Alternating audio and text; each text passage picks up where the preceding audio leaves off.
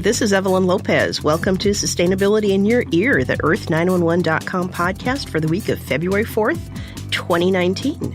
We are recording at the very romantic Moonyard Recording Studio in Tacoma, Washington.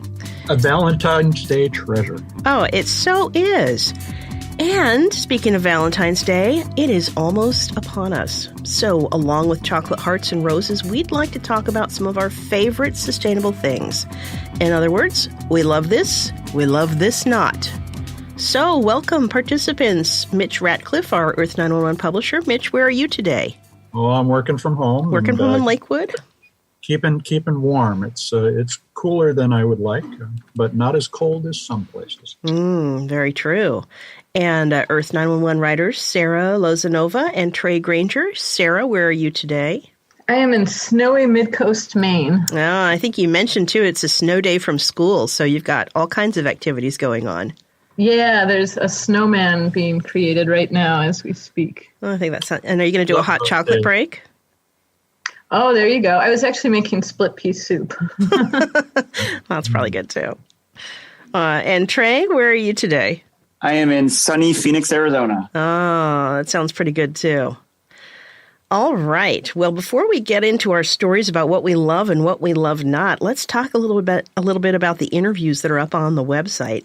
Mitch, you've got something new going on with interviews. Can you tell us about it? Yeah, we decided to start reaching out to some of the other blogs that do green material, recycling and sustainable living, whom we admire, and interview the founders. As Earth911 has always had a slogan, more ideas, less waste. We wanted to get more ideas and share them with our readers so that they can stop by and check out these sites. And so the first two interviews we've done, one was with Greg Seaman, who is the founder of EarthEasy.com. It's a site with a combination of sustainable and off-the-grid living content in a store full of island-tested sustainable products. So they live off the coast of Washington State in the archipelago of Puget Sound, and have been there for 30 years, built their own cabin from recovered wood out of buildings being torn down in Victoria, British Columbia. And in 2000, when his children started high school and they had to move off island for a while, Greg decided to start the website to share what he had learned. And there's dozens and dozens of great stories. Particularly, we'll be talking later about raised beds. There's a fantastic guide to doing a raised bed on Earth Easy. And then the other interview that we have up is with Michaela Preston, who is with she is mindfulmama.com. And Mindful Mama is another site that's about 12 years old. And again, it started out of Michaela's interest in raising her family in a sustainable way. So she has been looking for ways to cook, to keep the home clean, to tend to one's personal hygiene without being negatively impactful on the earth. And we had a great conversation about how she has raised her kids and what she's learned doing it. And so on Mindful Mama, you'll find great how-to articles. We've pointed to more than a few of them over the last year. And again, she has a kind of a Mindful Mama tested product store. And it's a great place to go and shop for things that somebody who really cares has vetted for their sustainability. And so check them out. They're both interesting people and have good stories to tell. And conversations took about 20 minutes. You'll learn a lot. Oh, that sounds really great. Sounds like really good websites, too. Yeah. Well, so in the spirit of Valentine's everywhere, what do we love? What do we love not? Let's talk about reduce, reuse, recycling. What are the things that you guys think are great?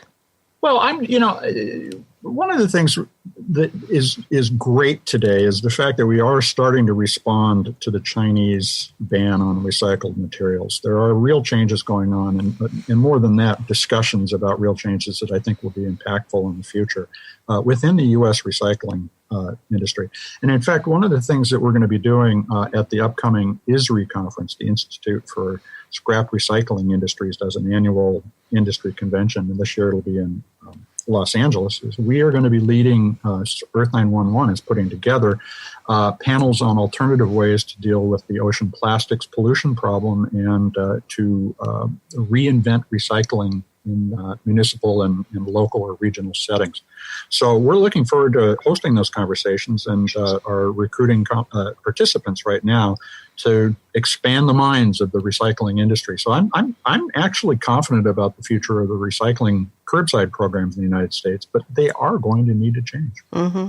Well, what about you, Sarah? What do you think is a great thing about anything related to reducing, reusing, and recycling? I think Valentine's Day is a great time to think about DIY gifts and things like that to reuse or repurpose materials and to give gifts, kind of like what we were talking about around the holiday season, like give gifts that can be consumed or experiences instead of things like balloons, which you can't recycle and use finite resources. I agree. Like my kids made some wonderful Valentines one year where we made our own paper out of recycled paper and blended it up and put it through a strainer and made these nice heart-shaped Valentines. You know, and that's the kind of Valentine that I think you would keep forever, too. Mm-hmm. Absolutely, and it really comes from the heart. Yeah. I know my mother still has something like that I made when I was in third grade. Oh, wow. That's amazing. Trey, what about you? What do you think is great about? So one thing that I'm excited about that's actually relatively recent, I'm not sure if you guys heard at the end of January, a new company just launched called Loop, L-O-O-P. Yep. Basically, what they're doing is trying to create a reusable packaging service. They partner with companies like Pepsi and Nestle, where you can have products sent to your house and they'll come pick up the packaging after it's empty. So they reuse it. So instead of even worrying about trying to recycle in the first place, just reuse that packaging. Right now it's launching only in a few areas of the US, but hopefully they will get it throughout the United States by the end of the year. Yeah, you know, Trey, I think that's a really interesting startup. One of the most intriguing that I've seen in a while because of the idea that they are literally taking the whole question of whether it's recyclable out of our responsibility and saying, we'll take care of it. Mm-hmm. In Europe, they have producer responsibility laws that require for several different categories of products that companies take it back at the end. But to see it happening with consumer goods like this in the United States is very encouraging. I think the real challenge is going to be how do they scale up because those boxes and all the deliveries that go with it will be another source of carbon load from the deliveries as well as more waste potentially as more boxes are delivered in order to respond to people's impulse buying habits. You know, the problem with Amazon is that you end up getting 3 or 4 boxes. Why don't they put it all in one? Because we don't order it at one time. Right. And that's the kind of thing that we have to start thinking about logistically when we look at these great new experiments. Mm-hmm. Yeah, I read a couple of articles on Loop, and it sounds very, very intriguing. And I had 2 people email it to me, too. So something about the premise of, and, you know, their standard is sort of like the old-fashioned milk home delivery services, where you really don't have to think too much about it because it's at your doorstep. There's something about that concept that I think is very appealing. Yeah, I think people got it right away, and I did. I got 3 different emails, 2 or 3 different emails from people saying, check this out. Mm-hmm. Well, kind of until we get to the Loop arena, and I guess I would also say about Loop, to me, it is targeted at your, I won't say necessarily urban dwellers, but probably people who are already pretty good about recycling and want to be even better. So it's a certain segment of the population that is their target market. But we have an article on the website about PreCycling and how that helps shoppers save. And I think that is also a really helpful concept because anyone, anywhere in the country, any consumer can do the PreCycling and think very critically about if I buy this product, what do I do with the container after I'm done with it? Should I buy a tube? Should I buy a bottle? And I think that is also a really helpful dynamic to have. Yeah, I think the PreCycling approach is a great way to think about what the waste burden you're taking on is. But it's also a great way to stop buying everything on impulse, like we were talking about a moment ago. More planning and a little less just consuming for consuming's sake would be awfully good for the world. It's tricky because it requires a cultural shift. You know what I mean? Like right now, it's encouraged by stores and by manufacturers to impulse buy. Yep. So it would take consumers to be able to sort of stop that knee-jerk reaction and say, do I really need this? Is this recyclable? Is this sustainable? You know, will it really benefit my quality of life? Yeah, and those a retail store, grocery store is designed to cater to impulse buying. In fact, 40 to 45% of all purchases made are unplanned purchases when people go to the store. So it really will require us to stop sort of indulging and instead thinking about the consequences of our indulgence.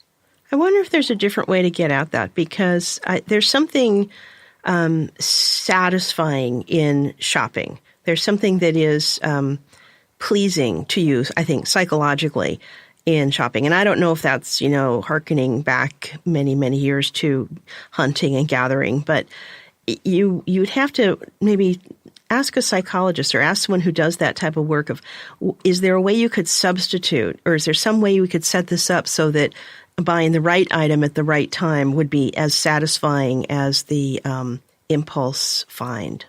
So, that part of that is a function of how we develop industrial retail.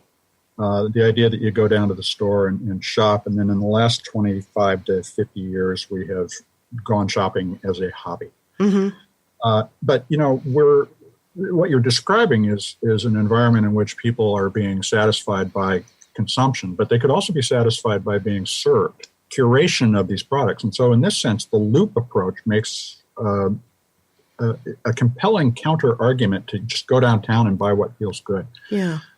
And so I think that this idea of being served with the curated products that take care of the planet is one of the things that is a potential alternative to the impulse-driven shopping that we do today. I think another good point that was mentioned in the article, which if you haven't read it, posted in the middle of January on Earth911, is Taylor mentioned that don't just think about PreCycling with your grocery store purchases. Think about it for your large items as well. I think people, when they think of a landfill, they think it's full of plastic bags and bottles and the type of packaging you get at grocery stores. A lot of it is this large stuff like tires and toilets and appliances and electronics. That's the kind of stuff we need to make sure we're keeping out of landfills that's potentially toxic. I mean, let's keep everything out, but if you're buying a new mattress, figure out how you're going to get rid of the old one first. If you're buying a new computer, figure out where you can recycle that stuff, because there's a lot of great stuff. You can't necessarily do it in curbside, but just keep in mind when you're buying new products, you got to recycle the old ones.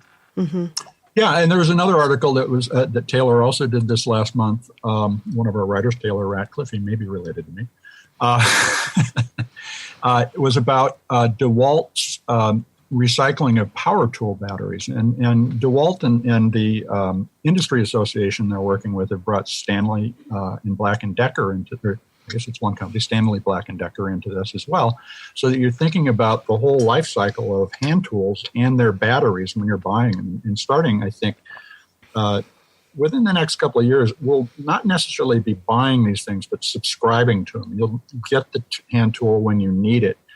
And instead of being on your shelf, being unused 99.9% of the time, you might use it for a week or two and then have it taken back to some local facility that distributes them. But whenever you get it, it'll be working. It'll have a new battery. It'll do what was billed, and it will overall probably be cheaper than going out and buying the tool in the first place. Yeah, I think those were both really good articles. So what do you hate? Or should I say, what do you not love in the sort of recycling, reuse world? I can start. I'll tell you. So this is a really minor, tiny thing. But I really hate paper labels on plastic bags. I can recycle my plastic bags curbside in Tacoma. If I gather them all and put them in one plastic bag and tie it up, I can put that in my curbside recycling, or I can take it to the recycling center. But if it has a label on it, I need to cut the label off. And I just find that so annoying. It's interesting. I purchased an avocado brand pillow, which is a green pillow. They do carbon offsets. They do all the right things to make that pillow as least impactful on the world as they can.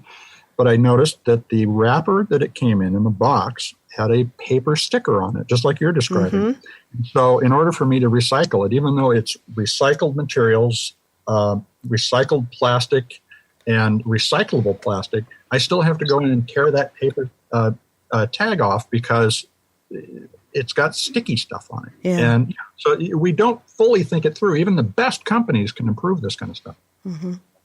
My big pet peeve is people who put their recycling, curbside recycling in plastic bags before putting it in their cart. I have friends and family who will do this because they don't know any better and they think it's convenient to just have a bag in their recycling bin to make everything collect and not get as much sugar or substance on the bin. But if you put that plastic bag in your cart, chances are pretty good it's just going to go right in the landfill. Oh. Yeah, I've wondered about that. I've seen people with giant trash bags full of recycling in their recycling barrels, and I've always thought, I don't think that works. Very interesting. Sarah, how about you? What are some not love things for you? One of my pet peeves is when I need to drive somewhere to drop something off for recycling, make an extra trip. Like I like it when stores or other places have recycling options for harder to recycle things, and I can be going about my day and be efficient, and drop something off. But I always wonder if it's sustainable or if it's helping the environment to actually drive to recycle things. Yeah, you're right. You sort of do that calculation of, have I now sort of thwarted my effort? Exactly. Did I just cancel it all out? Yeah. Yeah, and I think that's why the evolution of the economy, which will be built on logistics and greater insight into how things move, is one of the best hopes we have for making the economy sustainable. Yeah.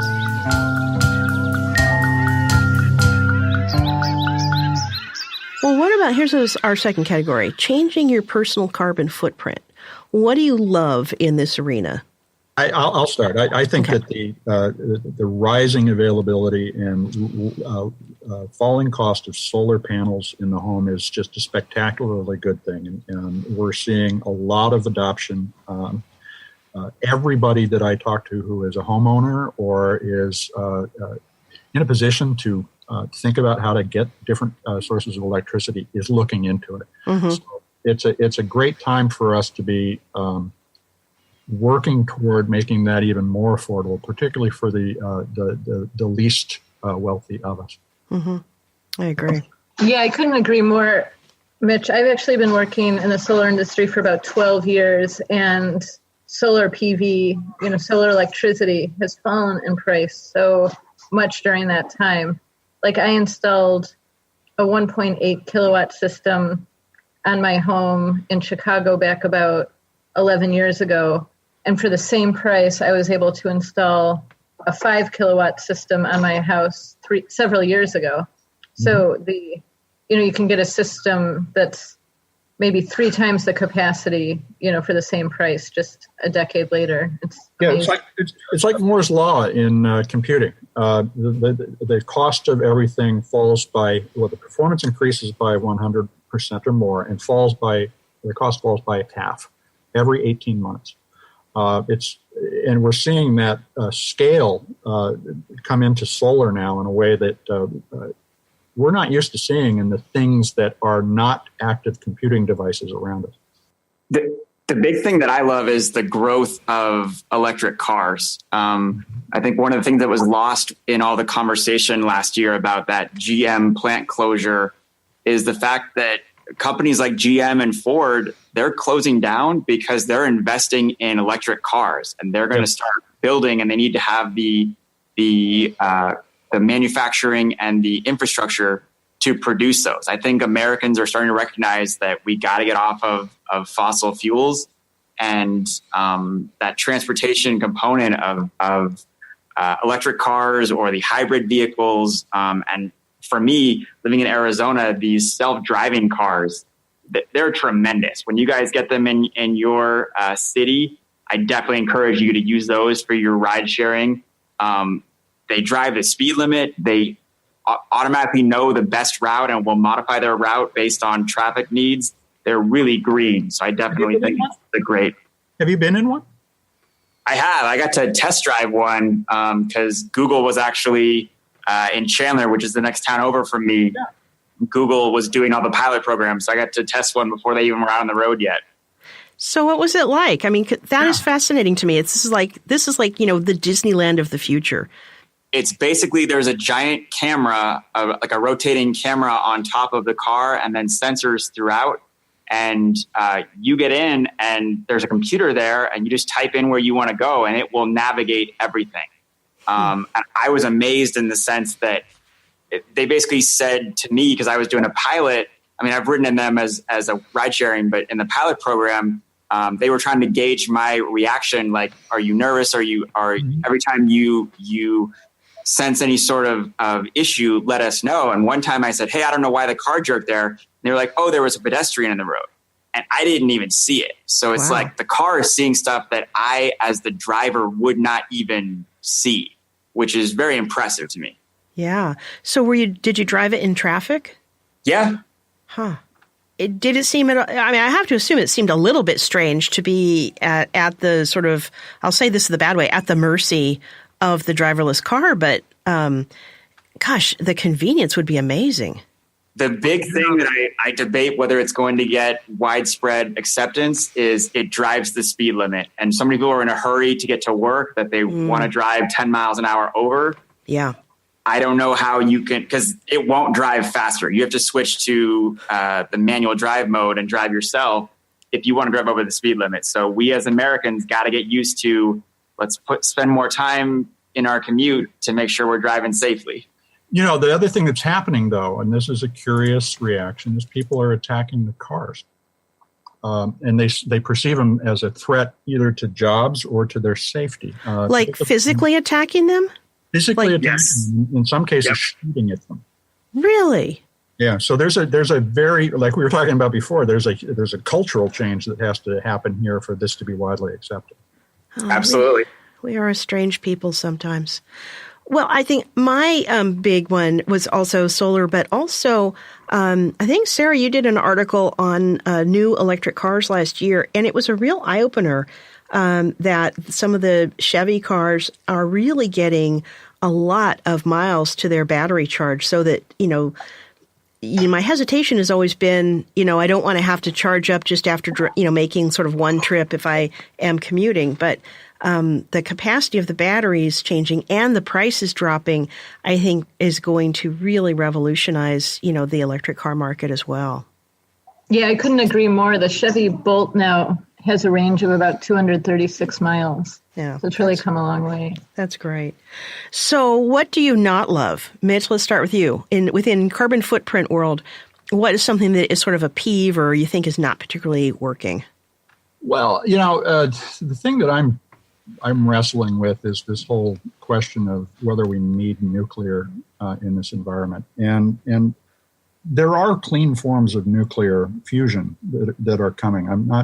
Bill Gates has been out recently talking about a continuous wave reactor that still produces a lot of waste. But if we could get to a point where we're using fusion, which does not basically produces helium and water as a waste, that would be an interesting augmentation to what is already an increasingly green environment. But right now, the argument ends up being about whether we should be investing in one or the other. And this happens across a whole lot of different sustainability issues, like whether we should capture carbon from the environment or use land management. And it isn't a zero-sum game. It's how do we put these things together in various ways that make sense. At this point, nuclear doesn't make a lot of sense to me, but we shouldn't shut the door if we can do it in ways that could be clean. Mm-hmm. So that raises sort of another interesting psychological question.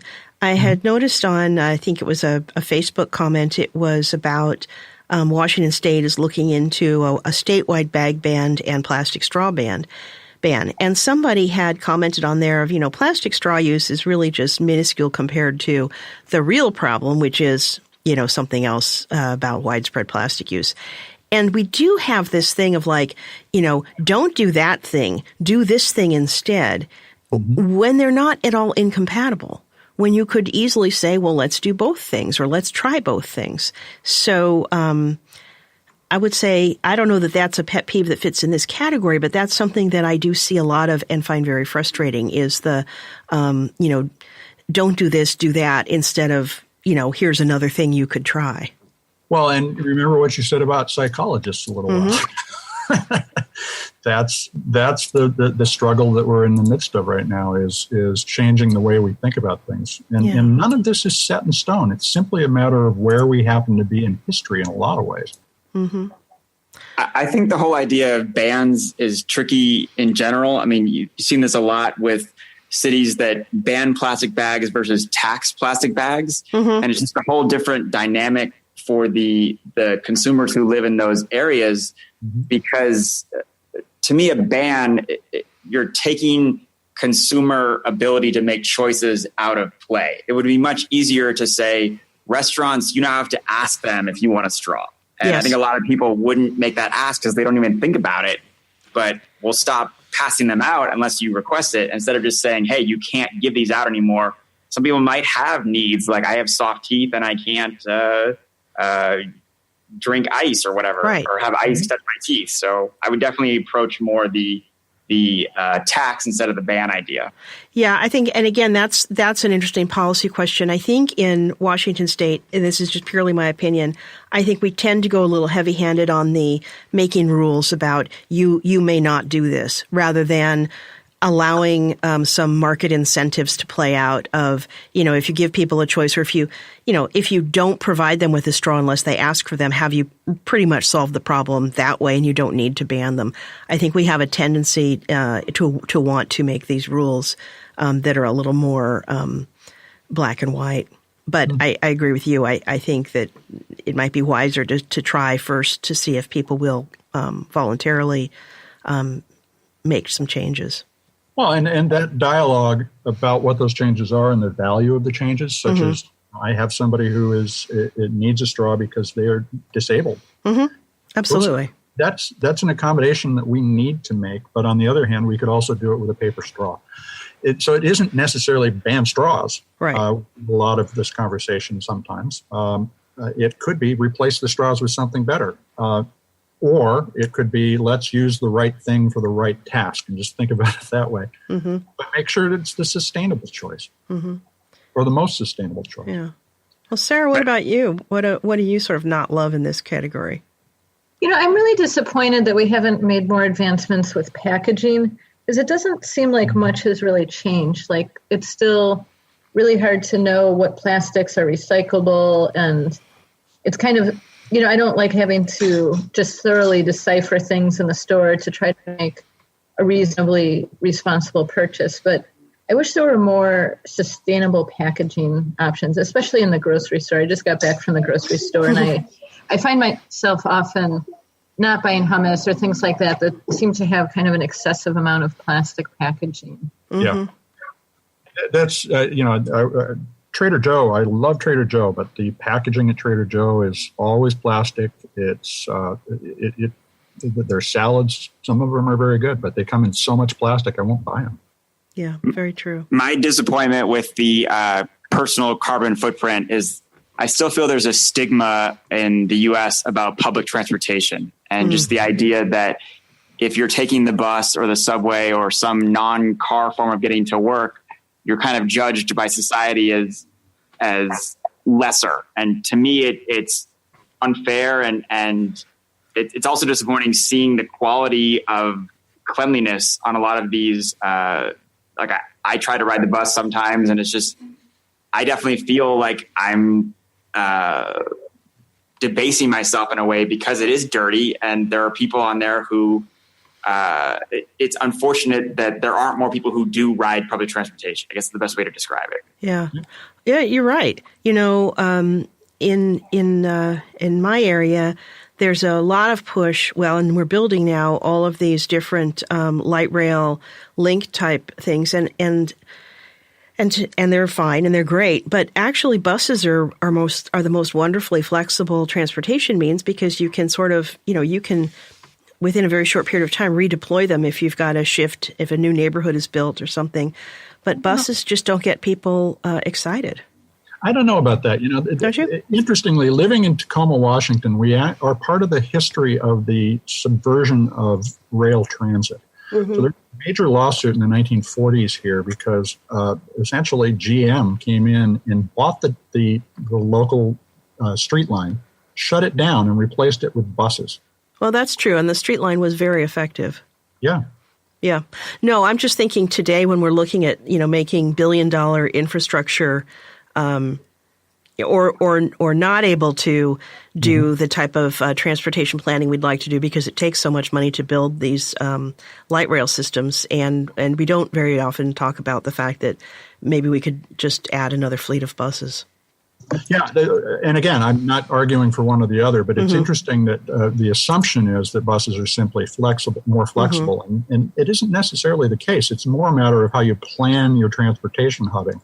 Yeah, that makes sense. I think along the lines of what Trey was talking about, too, about it being perceived that people on buses, that it's sort of a lower form of transportation. I think it's similar for other things that people might choose for sustainability reasons as well, like living in a small home or having just one vehicle per household or having a small vehicle as opposed to a large one. I think a lot of these things are kind of seen as status symbols. But if somebody, like I choose to live in a 900 square foot home, partially to save energy and to save money for other things that I value more. But I think sometimes, it kind of gets a second look like, well, why would you do that? Mm-hmm.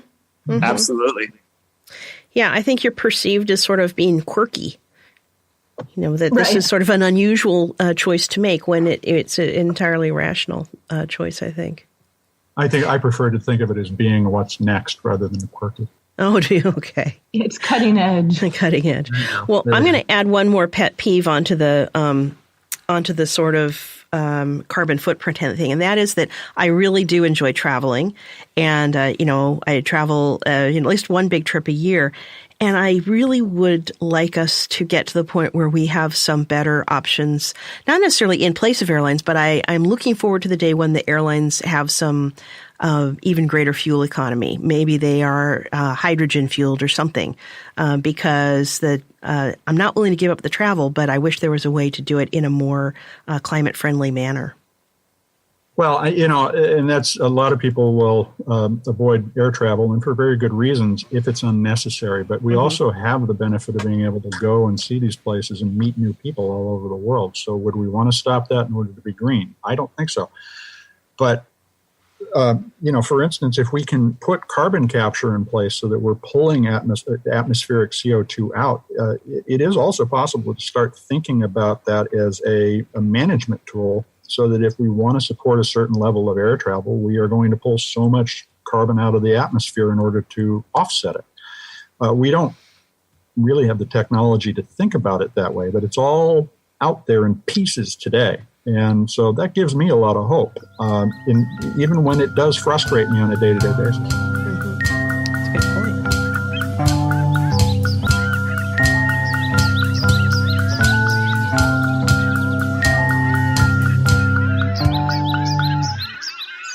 Well, what about in the category of sustainable lifestyle choices? Tell me about things that you love. I'm really excited about how many local foods are available. I've lived in Chicago, Madison, Wisconsin, and now in Maine, and there's strong local food movements in all of those areas. There's community-supported agriculture, CSA farms that you can join, and bustling farmers markets with a variety of products, not just produce, but things like dairy products and eggs and meat. And so I'm just delighted at how much the local food movement has really blossomed in the last decade or two. Yeah, I'd add to that the local food sharing and food waste reduction programs that are starting to come into place are really encouraging too. We're using, we waste a ton of food, but we're using more of it than we used to, and local solutions are the big key to that.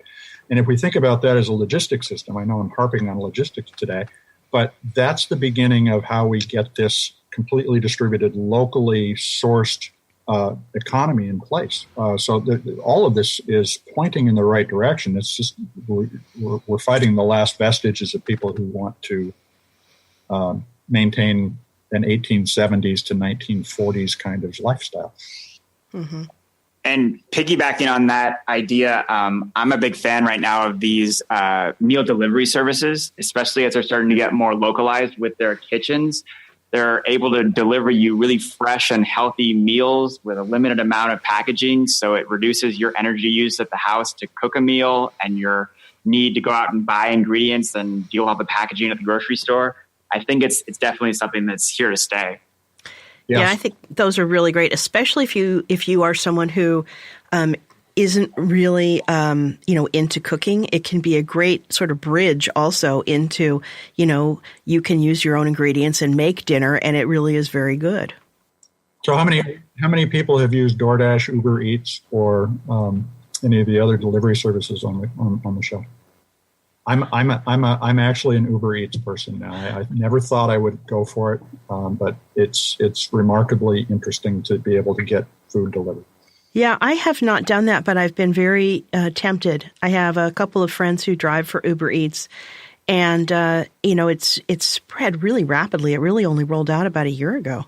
Yeah, well, it's been a little longer in other places, but being able to order from my favorite Vietnamese restaurant and have it delivered, unfortunately, often in really terrible packaging. And that's the thing that what I would like to see Uber Eats do is help a consumer enforce a packaging choice on these restaurants. That would be a great contribution for Uber to make. Mm-hmm. To be honest, I live in Mid-Coast, Maine, and I don't know that we have that program here. I don't even know that we have Uber here. So we're a little bit behind the times, and we don't have the population density that might be required. Actually, that might be a good thing, too. Yeah. We do have it here. I just haven't used it. I'm kind of a social guy. I like to go to restaurants if I'm going to eat instead of have it sent to my house. Mm-hmm. Yeah, and we tend to do that too. We eat out pretty regularly, but we have pets. We have 2 cats, and now we've added 2 dogs that are kind of puppies. And so eating at home is actually not all that pleasant at the moment. It's like eating in a zoo. So we tend to eat out too. But I have a friend who was noting that she orders dumplings almost every night from a local restaurant, a local Chinese restaurant, and I have to say that was pretty alluring. Yeah, a good dumpling is not often made at home. No, it's not. One of the things I really appreciate and like, and I think our website, not to just, honk our own horn, toot our own horn, but there are so many really good articles now about ways that you can incorporate either more green living or more sustainable choices into your home environment. So, we have a couple on our website right now. One is about planting your raised garden. That has a lot of really good tips about getting yourself ready for spring and summertime. And there's also an article that I particularly enjoyed that was all about entertaining. It was 5 ways to throw a green dinner party. And the thing that I liked best about that little article was it said, one of the things that the person does in a party is instead of sort of party favors, they will have a table out that has things that they're ready to get rid of. So it might be in my house, it would probably be like teacups and books.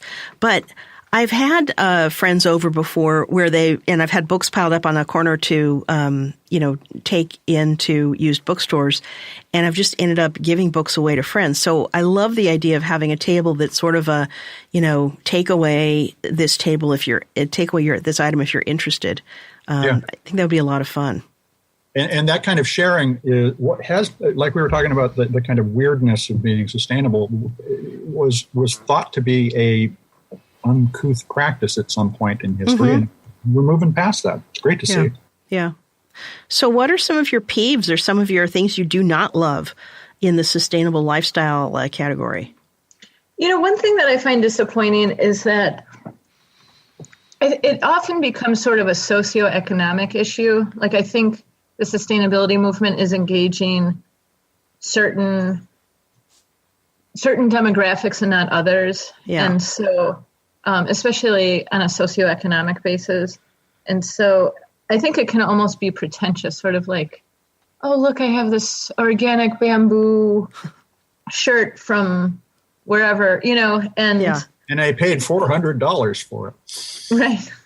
And I think it can kind of become a status symbol in and of itself, or seem inaccessible to people. And that's why I like, like what you were talking about, Evelyn, like, giving away clothes that you've just kind of lost interest in, but they still have life, or books that you've read, that I think there has been quite a cultural shift to embrace secondhand things. And I find that much potentially, I think the sustainability movement is isolating some people and can have a hint of pretentiousness. Yeah, I think a lot of it is marketed to a sort of an elite audience. The idea of that, you are sort of a well-educated person, or you are in a certain socio-economic segment, and so you will be interested in these things. But I'll say that on the flip side of that, that's not always. I don't think it's a good thing. But sometimes the benefit of that is that then the things sort of become. They have a certain cachet, and people who otherwise wouldn't be interested in, let's say, if we go back a few years, who might otherwise not be interested in driving a small car like a Prius, suddenly think, ooh, a Prius, that's quite popular and has a certain status, and now I'm suddenly interested. So, and your Tesla. And the new Tesla. Oh, Tesla's super, definitely one of those. Yeah. So it's hard to say, but I agree with you. I think, and that's what I was thinking with regard to the loop thing, which I'm very excited about. But I did sort of feel that it was their market audience is definitely probably a higher income share. Yeah, absolutely. I think for me, my biggest disappointment when it comes to lifestyle is what we just exited, the holiday season and all the decoration and waste that we create as a society. And I mean, you're going to see, like Sarah mentioned, a little more of it for Valentine's Day coming up. It's just, it's difficult that it's part of our cultural design that we increase our waste during these times. Yeah. We got a Facebook question this morning from a woman who purchased, and I'm not sure she meant this literally, a ton of balloons and has realized that they're not good. Yeah. And so she said, now what do I do with them? And, it's unfortunate she didn't PreCycle first and foremost. But, we take on all these extra expenses too around these holidays that turn into waste. And we need to rethink that.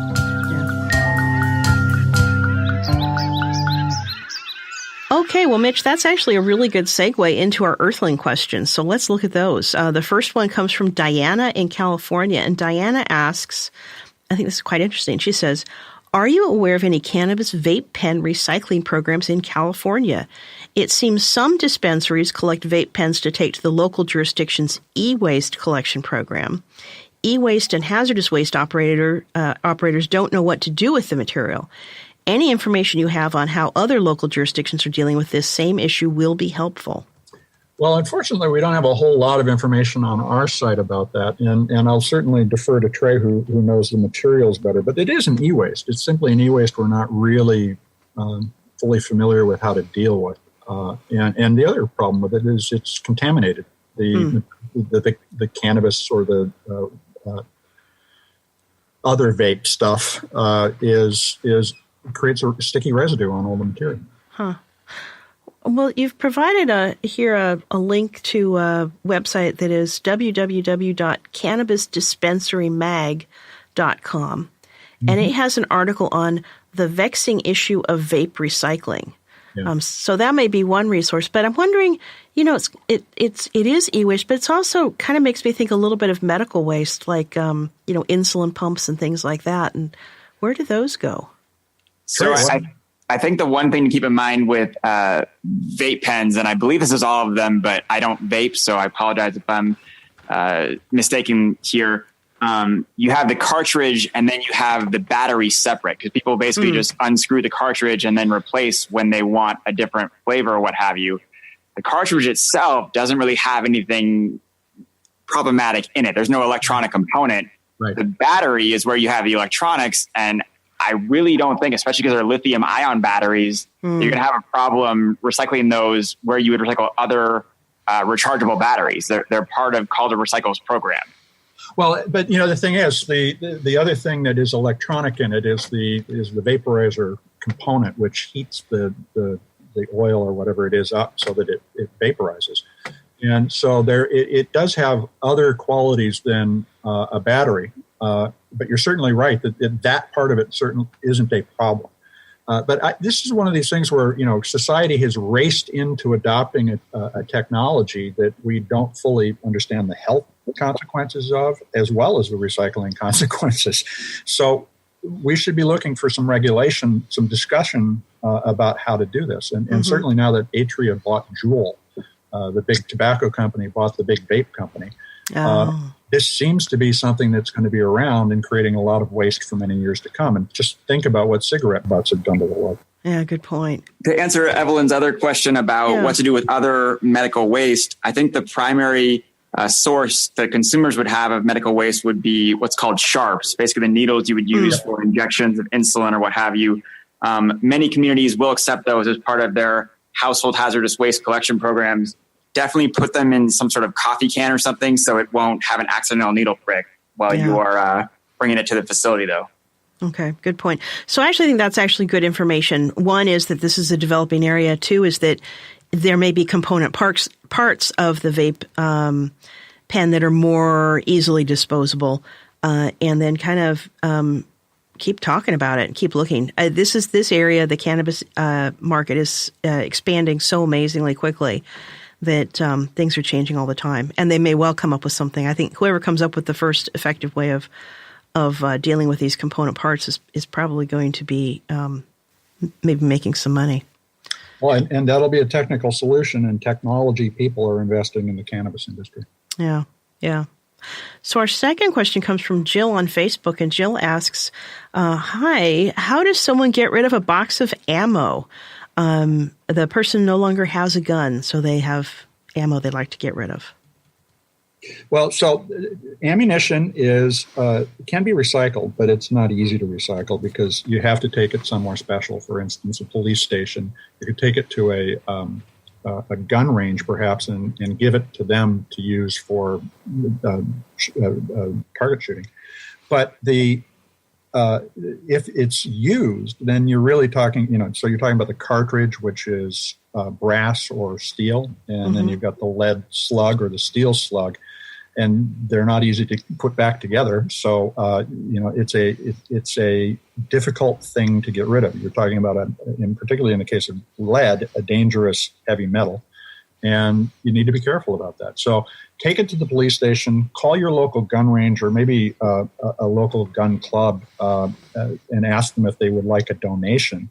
The other thing you can do if you wanted to break it down is the nitrates that make the gunpowder explode are good fertilizer. So you could also just break your ammo apart, be careful doing that, and drain the gunpowder out. Yeah, I think I might actually take the go to the police station option. You don't want to sit all evening and collect gunpowder? Well, it's probably like crocheting, so maybe. So our third question comes from Kate on Facebook, and Kate says, hi, I was searching for ways to recycle glass after touring our recycling facility and learning that they can't do much with it. I found your article from 2009, and it said the exact opposite. I would suggest updating your article or removing it. So what do we think about glass recycling? And my response to Kate was to point out that she toured one recycling facility and that recycling facility has made the decision they can't do much with glass. But glass is very recyclable. That did not change between 2009. What did was the Chinese waste ban. And so many different facilities, MRFs, the materials recovery facilities, municipal transfer stations, are making different decisions about what they'll accept. Trey, I know you've got some thoughts on this. What do you think?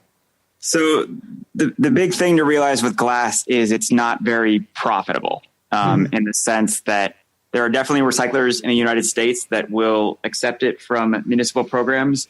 But because of the weight of the glass compared to plastic or aluminum, it's going to cost them more to transport it there. And the money they receive won't be nearly as much as they would get for aluminum or newspaper, those kind of materials. So a lot of programs actually will accept glass just as a way to get more material from consumers, kind of almost accepting it as a loss, if you will. Mm-hmm. And, it is not particularly profitable, but, if you could keep it local to the point we were talking about before, if you ship glass a long way, it isn't really a good idea it doesn't help the environment that much. But locally, if you could recover the glass and reproduce it for local use, that could give, say, for instance, a small brewery a 7 to 10% advantage in the cost of their bottles over some other options.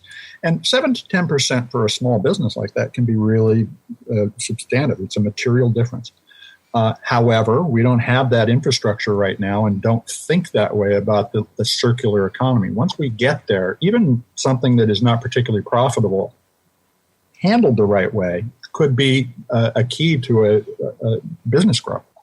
I think the other really good reason to recycle glass is the material used to make it, the silica and the sand. It's not as infinite supply as we think. A lot of beaches are getting depleted. A lot of erosion is happening. And so the more we can just keep making glass out of recycled content instead of using brand new material, the better off we're going to be as a society.